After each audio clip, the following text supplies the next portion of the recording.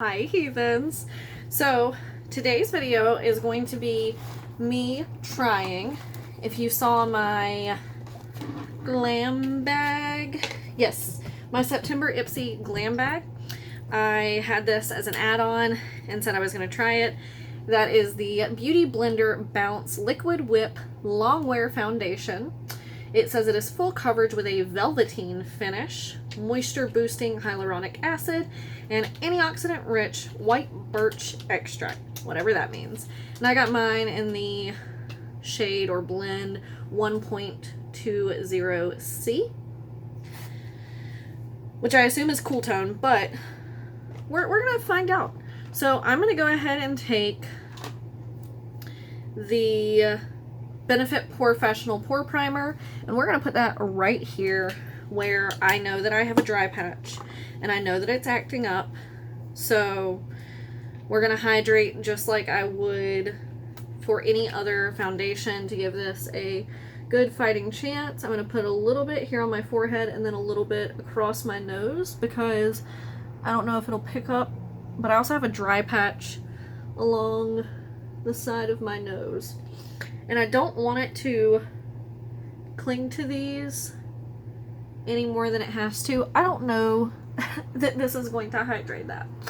But I don't know why it's been so bad recently. I guess it's because the weather is changing, because it cools down for a couple days and then it heats back up and then it cools back down. What I would normally do is hydrate just like that, and then I don't see it. Normally I would take my, what is it, Cetaphil hydrating lotion and put across the side of my nose, but if it doesn't look good only right there, we're gonna give it a pass. So I'm gonna go ahead and take this out. It says directions to hold at a 45-degree angle and dispense. Ow! I cut my finger and I just slammed that into the cardboard. Dispense foundation into the reservoir to create a surface for mixing or pump directly onto your sponge or skin. Then use a damp beauty blender sponge to blend out foundation, building coverage as desired. So we are going to mostly do just that. It's got a little fold pamphlet, but we are going to do one side with a brush and one side with a damp beauty blender. Normally I would not do half and half, but it seems appropriate since I just got a beauty blender in my Glam Bag Plus to put a beauty blender to the test with the Beauty Blender foundation. So since I tend to prefer a brush, I figured half and half seems fair. So it's got this little bit on the back to unlock it, and then you just press down.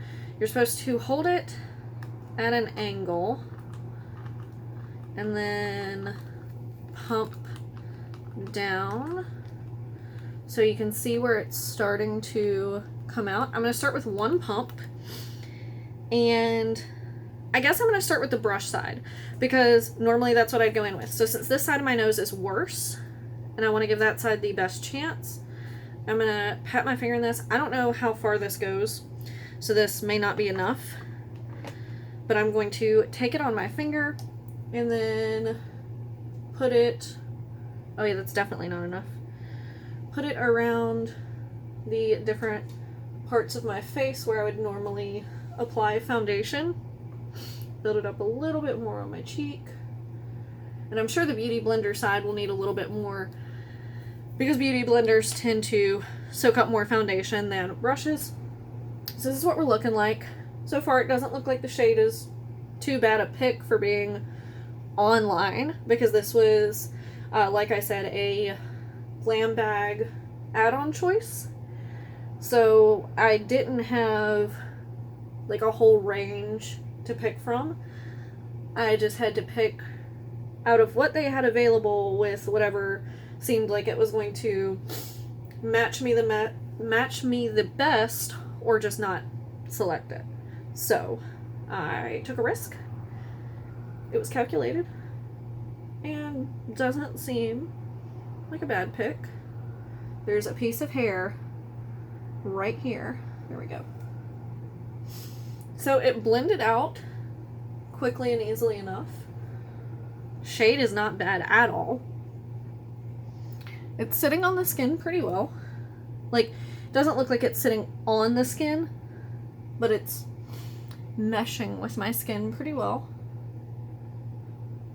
Okay, I'm not mad.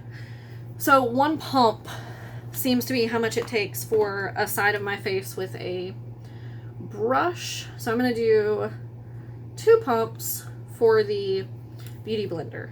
I'm going to do the same thing. I'm going to take my finger, tap it around in it. I'm going to go ahead and make my foundation stripes. Get them nice and ready. Okay, so maybe 2 full pumps was a little ambitious because I have a bit still left on the reservoir on the bottle. So we're going to blend this in and see then if we can build up coverage or if this side is much more sheer, because I'd say this is a nice medium coverage. It's not full coverage. I can still see some freckles and spots, but it has covered my redness fine. So I've definitely got, if I can cut this down a little bit, you might be able to see better. I've definitely got some redness still on this side of my face. So we're going to take a Beauty Blender and start pouncing that into the skin and see how that compares coverage-wise, finish-wise, and just overall. Is it better to use a Beauty Blender for the Beauty Blender foundation? You can tell where it's like redepositing on my mouth. I'll fix that in a second. But it doesn't seem to be soaking up as much as I thought, so I am kind of going onto the brush side with that a little bit. And like across the forehead, it doesn't seem like the coverage is terribly different from brush to sponge. There's some areas right here along the side of my nose and like in this crease where it's not blending in quite the best. But that could be just me and my skin. Alright, let me move this bottle out of my way so I don't get foundation all over my shirt.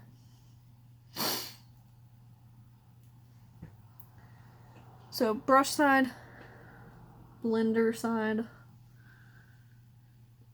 I'd say overall they're pretty similar. I'm going to tap into some of what's left on the reservoir with the sponge and tap that onto my cheeks to try to build up some coverage. Sorry, my cat just forced his way through the door. That's what that loud bang was him throwing his body weight into the door. So where I'm building it up, it seems a bit dewier. I don't know how well that's picking up on camera, but it's definitely built up a bit of glow. I'm going to take a little bit on the tip and try to use it kind of like concealer to get a little bit closer up under the eyes with some extra coverage, because I can definitely see some dark circles still, and I'm not a big concealer person for the time being. So I try to make sure that my foundation is covering that as best as possible. But overall, it looks pretty good. I'll have to come back to it another day so that I can do a full day wear test. I gotta get this off my lips. It is currently 5:23 because I have been at work all day. So I cannot do a full day wear test right now, but this is going to be pure first impressions, how it mixes with other products, comparatively, how it works, sponge versus blender. I gotta say, I'm not matte at the sponge side. Now, ooh, that sets down to a nice finish. Ooh, I don't feel like that would transfer much at all unless something was like rubbing it. So let's put on a little bit of highlighter. Which one do I want to use? Let's go for Kat Von D. This is the KVD Metal Crush in the shade Rose Shock. This is one, since it's very glittery, I use with my finger and pat over the cheeks like hello.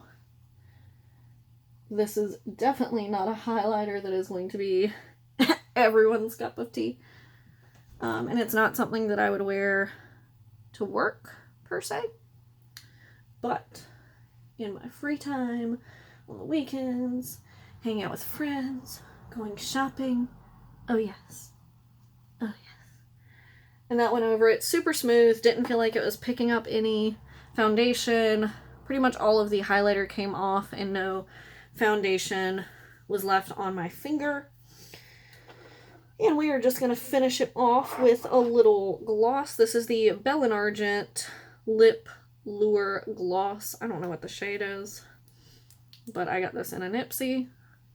I love these.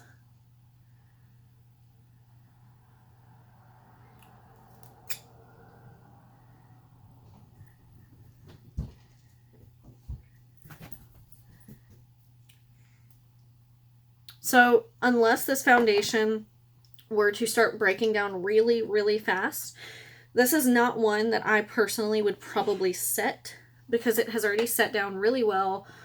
Like I said, using the highlighter did not feel like it was pulling anything up. The foundation did not seem to move under it. Eyes I'm not doing because that's not going to affect the way my foundation sits. I'm pleasantly surprised. Not like I didn't think I was going to like it.